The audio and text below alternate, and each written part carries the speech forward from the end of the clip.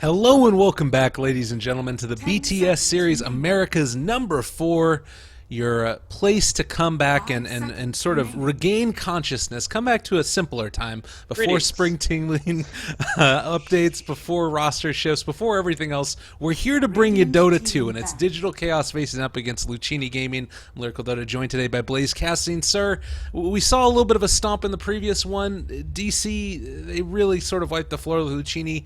What are you hoping to see this time around?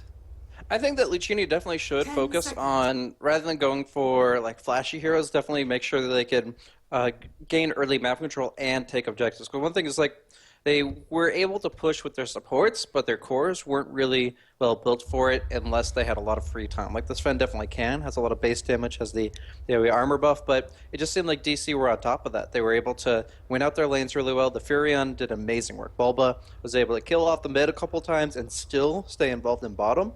And I just feel like, in general, Luccini have to make sure that they are going to be able to, rather than outgreed DC, make sure that they can definitely take control of the map earlier. And that's going to be a key aspect of the game. For now, they're going to ban out the Invoker. They definitely feel threatened by Resolution's performance in that hero, and who wouldn't be? Resolution Invoker has been a staple for a very long time in multiple patch iterations, but having to ban out the Beastmaster while being first pick shows that, yeah, they're going to have to rethink things. Maybe they go for the Ursa first pick so that DC don't get it and Luccini do. Yeah, that's definitely a possibility. If they wanted to run that, they do have that first pick, as you mentioned. And the big question that always comes up in my mind, though, is that if you do end up having that, what are you giving away to Digital Chaos? You know, you've already ended up banning out the Invoker. They are going to take the OD off the pool as well. So both of those very strong mid lane heroes that can cause a lot of havoc. And maybe they do end up going for. It feels like it's maybe a little bit too early for that, though. I kind of like the idea of maybe going for the Nature's Prophet themselves, since DC were able to do so much with it. We saw those rotations in the mid lane with the teleport and then the sprout up afterwards, and it's so hard to really push that hero out of lane. I don't know. Do you think that might be something that either they or DC go back for? I mean, they definitely can consider that, but like you said, there's just so many big options in the pool that can help the situation, but also can be just as impactful for DC. So, like, I feel like we have to go back to some of the more stable laners in general. Like Bane's really strong at harassment without giving up too much, and has been able to provide a lot. I still think the Venge could be strong in the right context, and I don't know. I just feel like they are going to be able to get kind of mid-game cores that are going to be effective, but they need to make sure that it's not just Enchantress's potential they're relying on, but also a hero that can actually rotate. We're getting a little bit of static coming in. I'm not exactly sure if that's on my end or your end, but yeah, they're taking their time with this one. They actually go for the Lion. A little bit of an interesting pick there. And this leaves everything open for DC to kind of go whatever they want. I mean, Lion's great. You got the nice control. You're going to be able to also have the Finger of Death burst damage once you end up getting that level 6 up. Like, those are nice little pieces, but I don't know, in my eyes at least, it feels a little bit weak given how strong, like, Lone Druid's still in the pool. You've got all of these other great heroes you could potentially pick. What do you think? I think I have a technical issue, so I'll be with you in a minute. Okay, no problem. We're going to sort this out. Never fear, guys. Dota 2's here, and we do see Digital Chaos go back for that Nature's Prophet. So I like this pick a lot. It gives you, again, that mobility in lane. Lion alone, I don't really think is going to be able to zone out the Nature's Prophet. And sometimes, maybe we end up seeing Lion as more of like a roaming type hero to secure that mid lane. But the Nature's Prophet, they're going to need to have somebody else to make sure that he doesn't get too much in lane there. The second pick for DC as well. Occasionally we've seen the Phoenix get picked up as a way to, get the extra team fight potential. Of course, offlane Faceless Void is still incredibly strong. We got Nature's Prophet, so we're not going to be seeing an offlane Void. I don't know. Is there anything else that, first of all, have you solved the little malfunctiony type thing that was going on? Little by little, man. It's Okay. I'll be back with you. All right, sounds good. We'll just keep talking right on through the draft, no fear. And it's taken a good amount of time to figure out what they want to run. I mean, again, OD already out of the pool means that the main mid laners that are still strong and available if they want to go for him, something along the lines of a DP if they wanted to take that. Also, Puck is definitely available as one of the heroes they could go for. Although I'm not sure if they necessarily want to commit 2 cores this early. You're mentioning the Vengeful Spirit. It definitely could be strong, and that would sort of round out their draft nicely. They could end up even going for like a Drow strat if they wanted to later, although I haven't seen DC run it all that often. A couple of times, another hero that we've seen Aoi run is the Spectre, and given that they already have the Nature's Prophet, if they wanted to, they could go for that somewhat slight global strat, and then maybe even go on back for something along the lines of a Zeus. But they do instead go for the Doom. And this is a hero that, again, that roaming type, it doesn't necessarily have to be. It can be part of a dual aggressive offlane too, which can be very difficult to deal with. And you end up being able to get that Devour up early, and then you start taking the creeps over. Maybe you get, I think probably the Dark Troll Summoner is one of the better ones, because while Satyr is great to be able to take as an Enchantress, you don't tend to have the mana pool as Doom to spam out the spells in the same way. Remaining. So I kind of like the idea of seeing something along the lines of maybe the Doom remaining. Nature's Prophet dual aggressive offlane, or you just have Doom in the jungle, but certainly not in like a super Reserve core time. E role. Second pick now coming out for Luccini. Could opt to choose their carry now as a response to what the Nature's Prophet Doom is doing, and instead they go for the Tusk themselves. So DC, they ran this hero to pretty great effect in the last game, and I think that part of the reason too is they just want to be able to take it away from DC and run it themselves, and maybe not have to commit a ban for it. The Witch Doctor is also going to be banned out now, so shutting down the support options that Digital Chaos have.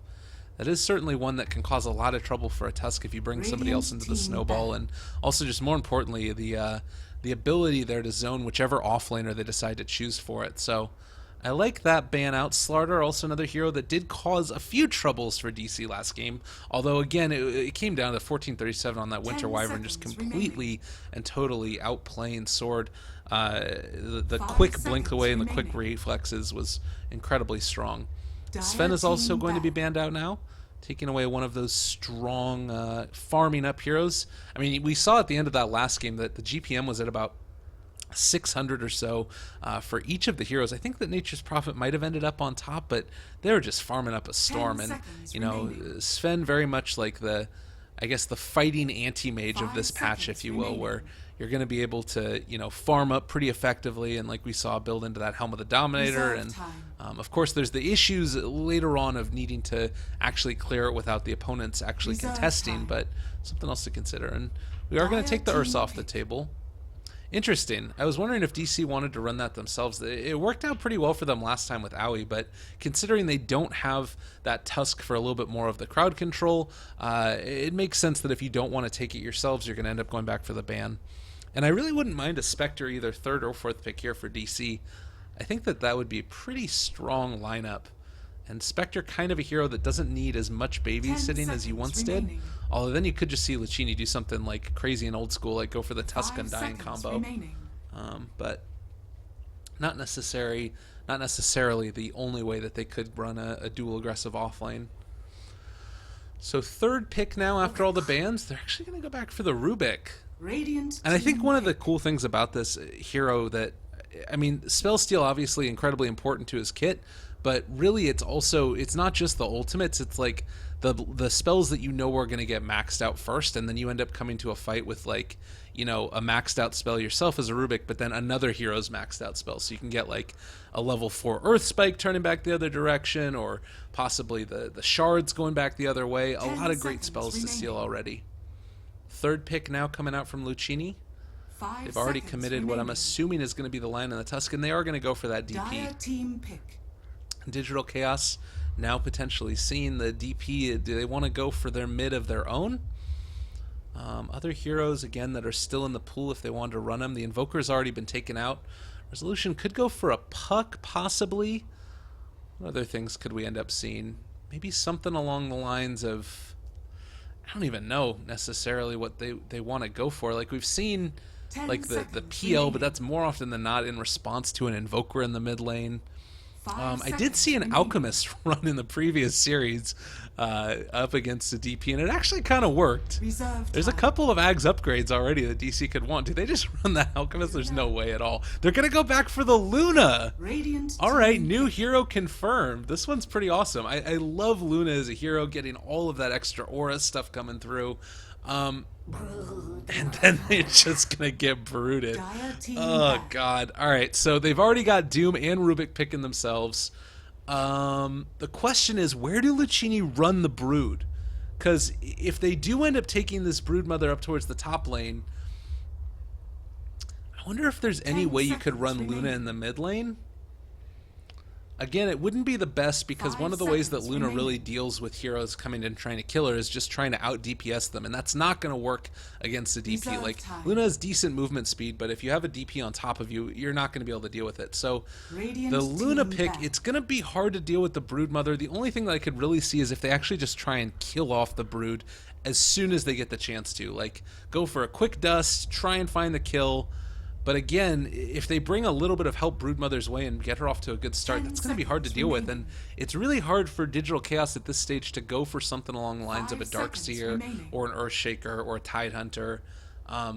Obviously, the sort of natural answers. They could go for like a Legion Commander. They could go Legion here for DC.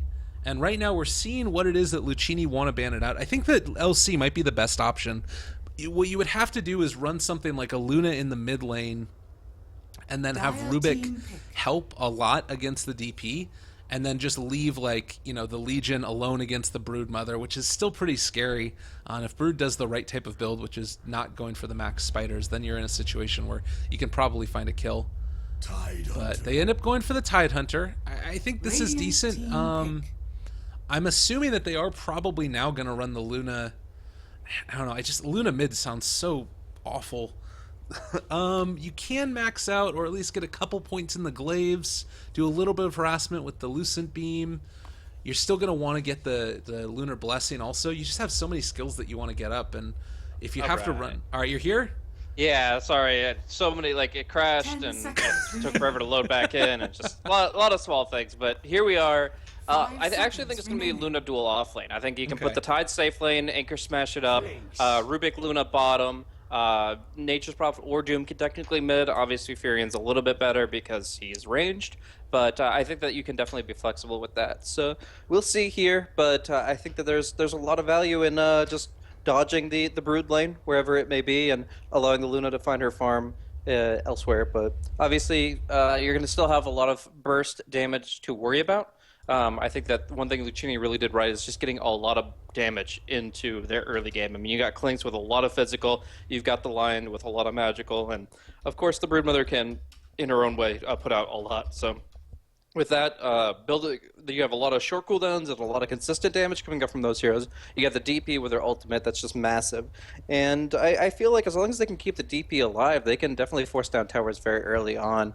But yeah. Well, pretty cool there. I'm so glad you came back, Blaze. You were able to save me from my own ineptitude, which is lovely.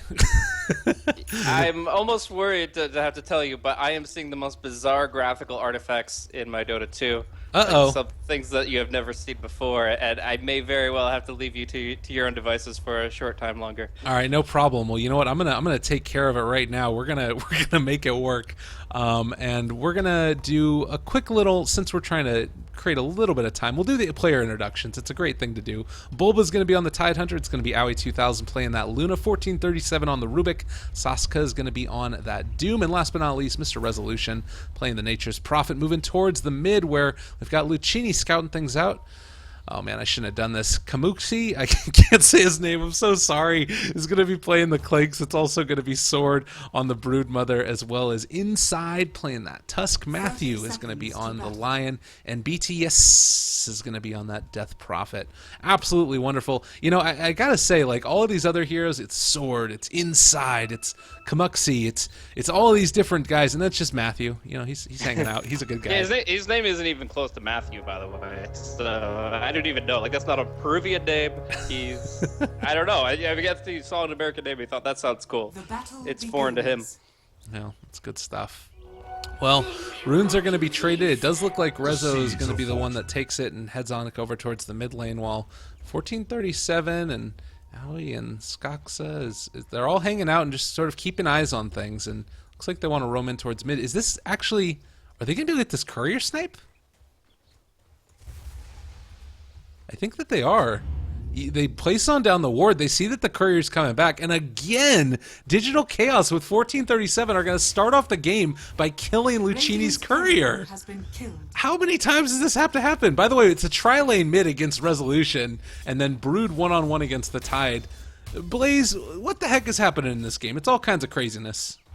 I wish I could tell you, man, but I do definitely believe that Resolution is going to be a hero of focus. Like, they obviously feel threatened by him enough to first ban and respect ban his Invoker out. But the Nature's Prophet is something that, like, worst case scenario, if he's pressured, he can fall back and form a quick jungle camp and get his comeback that way. So, I don't know. It's going to be a lot of rotation for Luccini in general, but starting off with not really too much pressure, and now going into a 3v3 against Luna, I'm not so sure. Snowball forward. They do have that extra damage, but Howie is dropping very quickly. They're trying to find the last kid. He does manage to get back up with that wand, but he's still going to end up going down with the final shot from those flaming arrows. And now 1437 getting chased around. They're on the wrong side of the creep wave. Where are you guys going? It does look like they're going to be able to get the body blocks at least for a moment. Snowball is still available if they want to use it, but Doom's just going to walk away. And 2 quick kills go the way of Luccini. Oh, Lucid Beam, but no, not enough. It's definitely not the easiest Triland to work with, mostly because of how little the Doom contributes. This is a Devour Doom. This is not a fighting Doom. Now he's finally got Scorched Earth, but even then, he was literally just providing a toughness aura, and otherwise is not really here to fight. And he's actually might even lose like a heavy exchange between himself and the Tusk, thanks to the Alliance, a quick reinforcement. 1437 is here too, but while the Doom gets the bounty rune, I'm not sure that he can really follow it up on anything else unless we get the TP from Resolution. He's got a haste rune, and yeah, he'll run him down across the entire map. Nicely done. He's actually going to chase here as well onto the Tusk. He does a lot of damage. This is a more than significant amount, and doesn't quite get the body block, but that's going to be the snowball to the creeps in the mid lane and should be fine for now. So nice little collection of plays there. Meanwhile, they go in on the Clinks down the bottom lane. Dust has been committed. The right click is there, and Doom gets the kill. So Digital Chaos, they strike back, making it work. All right, so pretty effective. Obviously, the try-v-try is kind of a shaky situation when you give up the first kill of the game, but Luna's a hero that gets stronger as she gets levels. Like, when she gets to this kind of level 5 stage, she's able to do quite a bit of burst damage. When you get a ranged hero along with her, you've got that extra Lunar Blessing, and this is just the matchup they wanted. It got a little dicey in the level 1 clash is all. We're actually seeing Soxka just fearlessly go in here onto the Tusk. He's got a couple of stuns against him, but he's got all that HP regen to work with as well.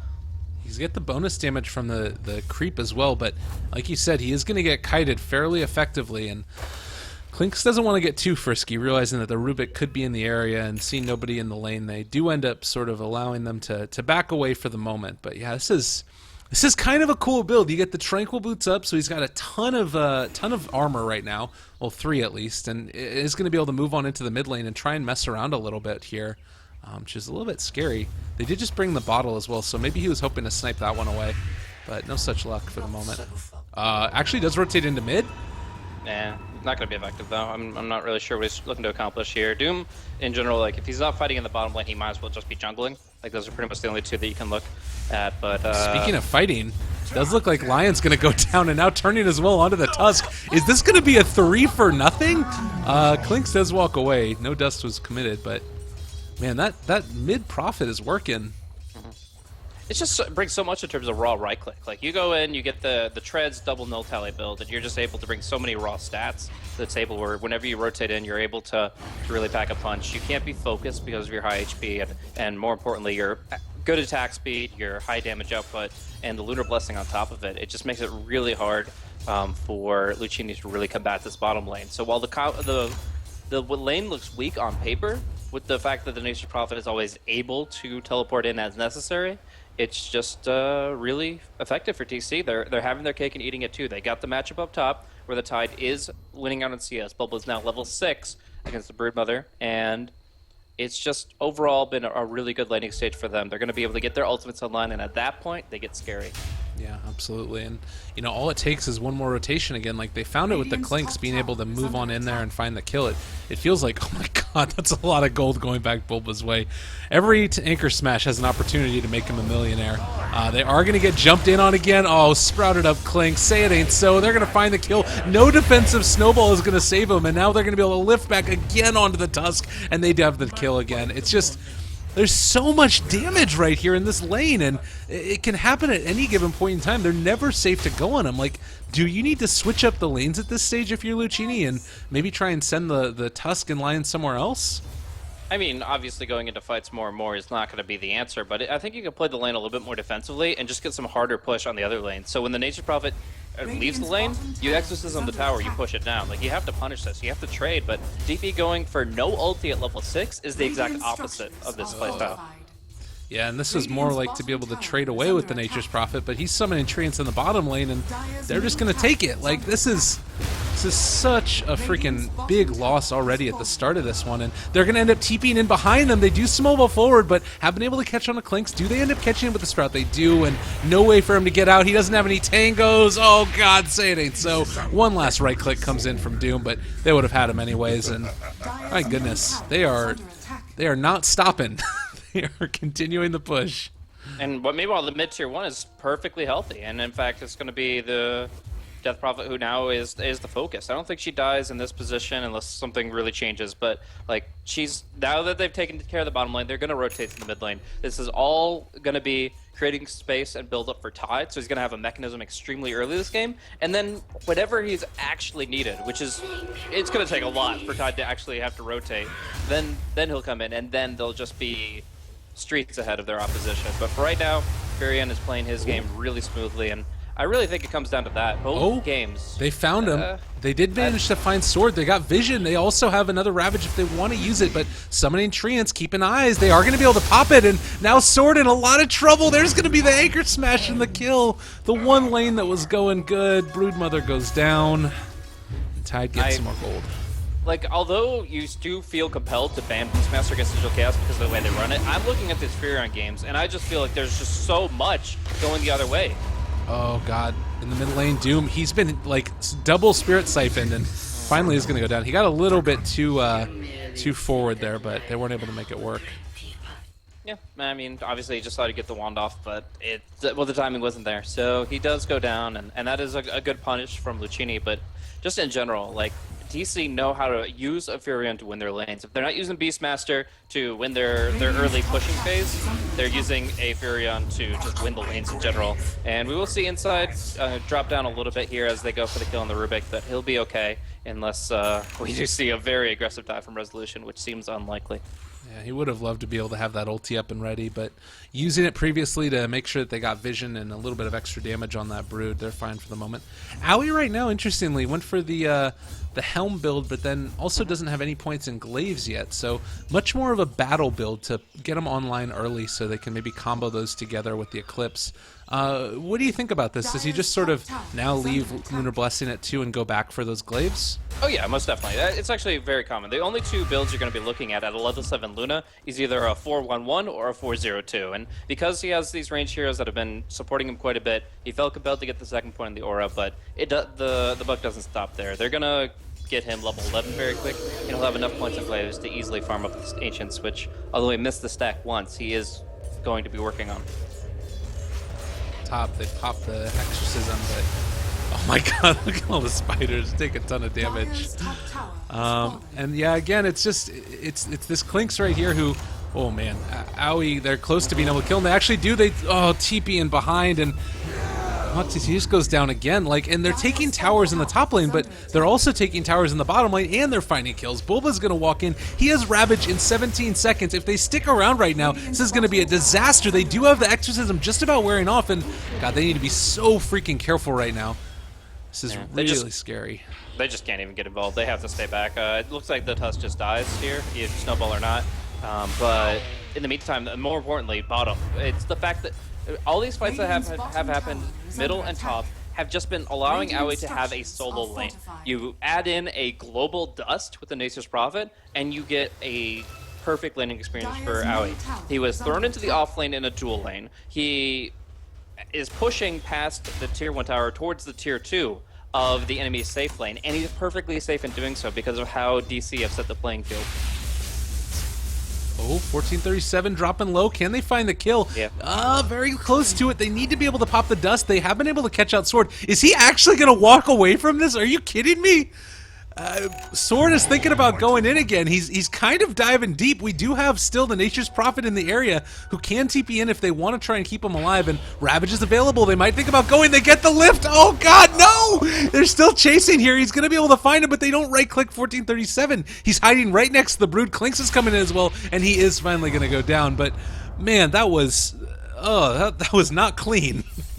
Yeah, most definitely. It definitely should have been a much clearer kill than that, but just barely tanks through the spiders and moves on. But yeah, in the meantime, you've got Doom, who has even yet to use his ultimate, but he's actually doing really well for himself.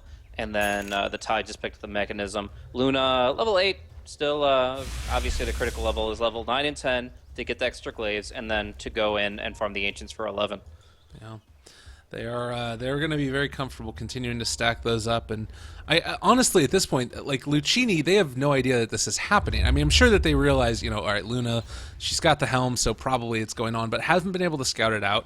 They are going to be going for this 3-person smoke. Level 6 is up. They're going to be in trouble. Owie dropping low. Can they find the kill? It is going to be there. Nicely done, but we do also still have Tidehunter in the area. He was trying to get in there with the mechanism, and it looks like maybe they're going to be able to pull down and kill Tusk. They get the nice anchor smash. Fairy Fire trying to go for the TP away is... That single file with the ice shards is actually pretty brutal, but they'll just go into Roche. It's still going to be very clear. Even without the Luna, they can take this extremely quickly, and yeah, just kind of move on from there. They're going to be able to, with the, I think they still give the Aegis to the Luna. You can give it to the Nature's Prophet, and that's fine, but I think you still give it to the Luna. But more importantly, they are just prioritizing taking this Roche on and doing the same thing they did last game with the Roche. Build the entire lane, build the entire map under their feet. And while the Broodmother does circumvent that a little bit because she's harder to pin down and because it's easier for her to farm in enemy territory, I still feel confident that DC are going to find their answer for the Brood specifically as they both push and kind of balance it out with the quick pullback from the Nature's Prophet to Luna. The Nature's Prophet excelling in mobility, and Luna just excelling in general quick farm, flash farm of the waves as she skills up. That seems to be kind of the idea. This game, it feels in some ways like the previous one, where DC are just in fairly good control, but you look at the net worth, and it's actually not as much of a clear-cut decision as you would think, because of that one kill on the Luna even. It's huge. And now that we got the pause again, okay. Not sure what's going on. XDs abound. That's good stuff. I'm not exactly sure. We're still waiting right now. What the hell is Inside doing? This is not Andre from Outcast. All right. Well, he's looking for Inner Shadows. Is what he's looking. So he could talk all he wants, but he's not in a really good spot in the game, so this is his moment. This is his chance to talk to the wonderful Owie 3000. But no, it's tough right now. There's no way they can test Roshan. Ping or no ping, they'll get back into this, and they're still going to be playing very far from behind. Sword will commit to the Rat build. They'll go for Vlad's, probably Necro after that. But I think the biggest problem is they haven't really used the Death Prophet effectively. Like, Death Prophet had a empty lane. He was 1 versus 0 for half the laning phase. The tower still stands healthy, and the TP has only been able to do 1 arcane exorcism to the top lane. Like, just in general, you don't pick DP for this purpose, and it's been one of their biggest limitations ever since. Yeah. Well, like you said there, the towers have not really gone down the way that they've needed to, and the Brood's been able to get stuff, and it's worth noting, you know, she did... I thought I saw a Hand of Midas on her. Am I incorrect in that? Yeah, she does have a Hand of Midas up and ready to go. So there's some scalability there. Vlad's is going to be up as well, but it's a little bit scary. Again, the Roshan very close to going down, just 500 HP. I don't think there's any way that they can come over and contest, as they are going to actually go down now. Yep, but I mean, it's just like, yeah, she's going to be scalable, but she's still going to be going for a push build. Like, she's just going to try to make it so that she can pressure the lane constantly, and while that will force a hero back, it's not really going to be dictating the course of action. I mean, the Luna, like I said, great farmer with glaives. Nature's Prophet has no trouble falling back. He'll probably go Maelstrom instead of Midas on Resolution, but he can teleport back all the time. Doom, I think, is going for a Crimson Guard here, so he's going to be perfectly durable against a hero like Broodmother. It's just going to be tough for the Brood to continue to make an impact, even with the Midas. Roche goes down, and that sound signals to Luccini. Time for us to get the heck out of here, and we do have Sword currently moving over here towards the top lane as well, and just have his Soul Ring available, but this is such a hard kill for him right now. Like, you've still got the ability to, like, basically anytime anybody comes back now, it feels like he has to leave the lane almost. Exactly. So it's the Broodmother has had its time. It was strongest up until this point. It's obviously top of net worth. It did okay versus the Tidehunter, but from this point forward, it's just not going to do enough. And the fact that DC were able to not only survive the laning phase by rotating the Luna, but thrive in the laning phase, and the Luna is now right up there with the Tide in net worth. Like, I feel like this is just amazingly well done from DC, and it's going to be very difficult to mitigate. One nice positive for Luccini is Matthew does have a Blink Dagger. He was able to get just enough gold for this, and Blink on Lion early definitely can create some opportunities. Well, and meanwhile, we got Doom again in the mid lane. They have that Lion there and available, but I don't think that he really wants to jump out into this. This is a little bit terrifying, and there's always the chance that a Resolution just summons some trees right there, and it's like, hey, look, a lion, let's eat him. But I don't know, we'll see.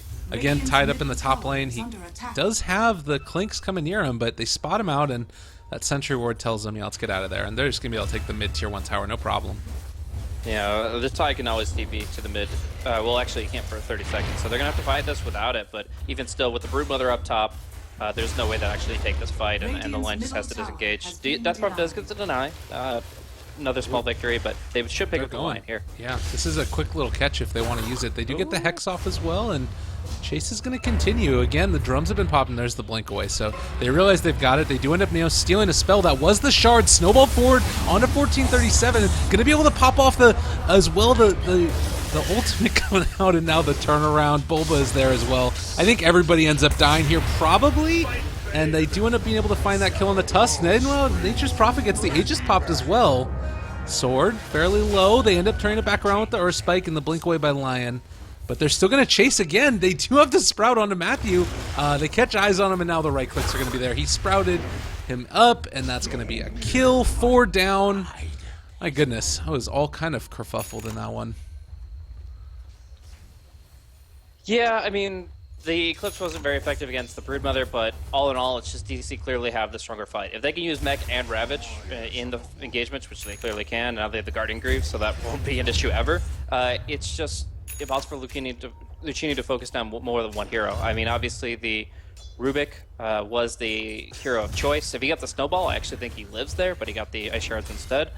But even still, like, DC, their ultimates are really strong, and really Luccini's only strength is the fact that their ultimates are generally shorter cooldowns. So maybe they can fight between the ultimates, but they've only got like 50 seconds on the clock to truly take advantage of that. Oh, Courier. 13 HP, survives, but is going to run into... Oh, wait, that's Luna. All right, we're good. Courier's fine. Never mind. Sound off the alarms. We're good.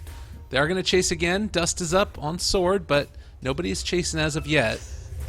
Resolution's still in the area. Just pop off his ultimate now, and all 5 of the members of Luccini are there and ready to go, but they're going to be taking the top tier 1 instead. They do not want to go yet until Ravage is back up. I think this is really good decision making by DC. Yeah, they're going to be able to just trade it 1 for 1, which is fine for both sides, because as you mentioned, DC are incapable of really going for the full engagement without the Ravage, but Deathprop is going to try to force that issue. They will have to fight into Doom, they might have to fight into Eclipse, but the one thing they're not worried about is Ravage. So again, DC will just keep side pushing. They don't have the Luna here, which means no Aura, which means a lot slower siege of the tier 2. It's actually going to be the Radiant to break the tier 2 first. Luccini might be able to then turn onto the side lane, but glyph for glyph, it looks like they're going to fall at about the same time. And actually Doom is keeping back. I wanted to go for that deny. That was safe. Yeah, that was definitely a little bit suspect right there, but meanwhile, over in the top lane, they actually have jumped right now, and Tusk is up front and center. He does manage to get to the other side, so pretty nice play there. Shard's blocking, but the Sprout's going to be there. My goodness. They go back to the mid lane. Are they going to be able to kill that? Is it Doom now onto the Death Prophet? Dropping low. Matthew gets 2 with the Earth Spike. Nicely done, but I'm not sure if it's going to be enough. The blink back, but now they've been able to catch him again. Gush is down, and there's going to be a triple. Everything's going their way. Honestly, just Luccini are getting outplayed left, right, and center. The draft could have been considered equal if Luccini executed perfectly, but the fact that DC were not only able to mitigate the strength of Luccini's draft while pressing their own, but have now been able to just use the Nature's Prophet in this way, as well as just use their teamfight advantage while it's here. I just feel like there's almost nothing stopping Digital Chaos. I go back to the draft and I'm like, oh, well, what do you actually ban to try to avoid this situation if you're Luccini? And there's not much. It looks like 1437 will be 3-shot. Turn it back around, the lift, the Guardian Greaves! He does get Finger of Death, but they do happy to take that one as a commitment for it. And again, Bulba still has Ravage. It's so hard, man. I mean, they ban up the Beastmaster, you're gonna fight a Fury, and you ban up the Fury and you're gonna fight a Beastmaster, you're giving away something extremely OP, so it's really tough. And now we've got, what, Ravage, at least. Ravage Guardian Greaves will be up for another engagement if DC even feel compelled to take it. Right now, Bulba's the one on the front line, he's the tanky one, and he should be able to just turn it if they commit. Yeah, they've already used Eclipse, obviously, but there's still a possibility. They're chasing again. Oh, they don't quite catch Doom there with the shards. Still fine for the moment. We get a little ping out of the item that he's got. Pretty nicely done there, but yeah, still it's fine for the moment. The Hand of Midas up on Brood, like, in theory, this should allow her to scale, but if she's not pushing towers and has to actually be in this team fight, what is she really offering the team? Like, there's just, as a whole, they don't have the items that they need to be able to make this work, and really, even outside of just the items, the abilities. Like, Clinks is... I haven't felt him in this game at all. Yeah, he did okay in terms of the laning phase, but the biggest issue, I guess, was the early dust coming out from Nature's Prophet. The global dust is really huge, and then from there, they've just... he's never really caught anybody unawares. They do kill off there, the Lion, but... Oh, are they actually going to try and take this one? I mean, they're in the area. There's the blink back. A little bit scary. Catches 3 with the Ravage. Doom down on the DP. Clinks is there trying to do everything he can. Infernal Blade right-clicking him down a little bit. Resolution does get through the trees, though, by Sword, and now he's going to be on top of this Nature's Prophet. Summons a couple treants, trying to block as much as he can. There's the catch forward, but they don't have any reveal, so Brood does walk away. Still, though, they only lose 1, and they take the 1 in return. Did they actually find a kill there? I thought that they did. Well, they started with the Rubik. Oh, okay, there it is, yeah. So, and then the Lion bought back after they killed him off. So, support for support, but the buyback comes and still tips the scales in favor of DC. I think it's only a matter of time before they buy a gem. Is that on the? Yeah, that's coming on the courier now. That's pretty much the perfect timing to pick up the gem when Bulba is fully confident in his durability. And I would say Rush 2 is the time to break another lane. Right now, they've already gotten the top lane, just crystal clear, and being able to walk away from that with still the massive kill advantage. The net worth advantage, everything just favoring DC at this point. So, I mean, I feel like if Luccini had coordinated perfectly in the try versus try, we wouldn't have been really in this situation. But as it is right now, it just seems like Luccini were very outmatched going into this. It looks to be a pretty quick 2-0. Yeah. Absolutely, and they are... Oh my god, Clinks thought about jumping on the Doom there, but unfortunately that just opened up Matthew to a whole range of problems. Owie is getting jumped on by the Spider. Meanwhile, down low as well, they've already popped off the Death Prophet ulti. They're dropping pretty low. Tusk does end up going down, so maybe going to be able to make something happen right here. Possibly. Can they at all? That does going to be a jump forward, but they aren't going to be able to chase on down the Clinks. On the other side, meanwhile, they haven't been able to catch out the Brood either. Brood manages to escape, so they kill 2, but... Oh.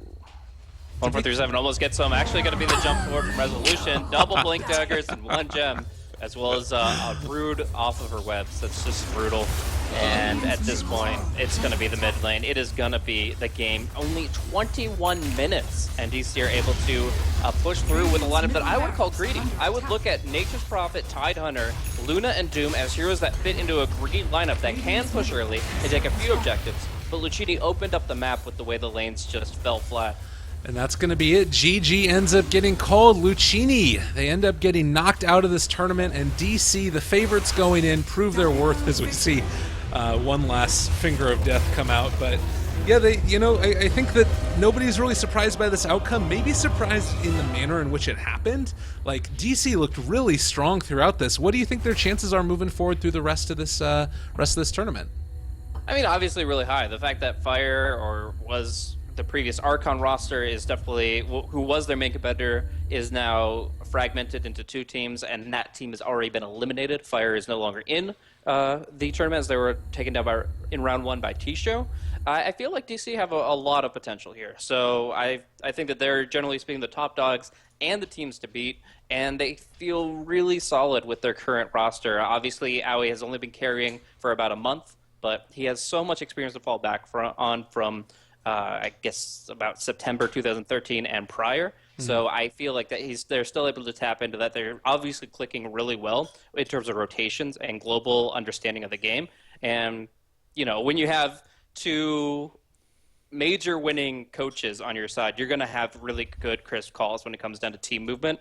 And that's something that they can play into in the NA Dota region where things are so chaotic. Absolutely. Well, as you can see right now in the brackets in front of you, it's going to be T-Show, Animal Kingdom, Infamous, Pain Gaming, Team Freedom, and Digital Chaos, with still left to play Shazam, Not Today, Elite Wolves, and Power of Friendship. Those games will be taking place tomorrow, if I'm not mistaken, where Mr. Coddle Guy himself should probably be back, and I'm not exactly sure who all is going to be there. But regardless, be sure to tune in. Follow the BTS Twitter handle as well as both of ours if you feel so inclined, at Lyrical Dota, at Blaze Casting, and at Beyond the Summit to find out any more information about this tournament in particular. Definitely the BTS one is going to be the one to check out. But thank you guys very much for joining, and Blaze, as always, it was an absolute pleasure. Any final words before we finish off for tonight? Well, spring has sprung. Dota is changing in a lot of good ways. I hope that people don't go too hard on the casual changes of the spring cleaning. The fact is, an esport thrives when its viewership does, and the viewership is based on the player base. When we get more players and we offer our support to the newer guys to join us in our amazing game of Dota 2 and continue to build the community, that's what's going to be the best for everybody. So hopefully we can all work for a better tomorrow and say come back from League of Legends rather than go back to. All right. Preach on, Blaze. That was wonderful. That was just absolutely glorious. Yeah, so we're gonna sign out for today. I think I'm probably gonna grab myself a beer, read through the changes, and just giggle to myself at all of the things that are going on in the world of Dota 2. But from all of us, thank you for watching, and have yourselves a wonderful day. We'll play a couple sponsors, play some music, and then head on out of here. Have a good one, guys.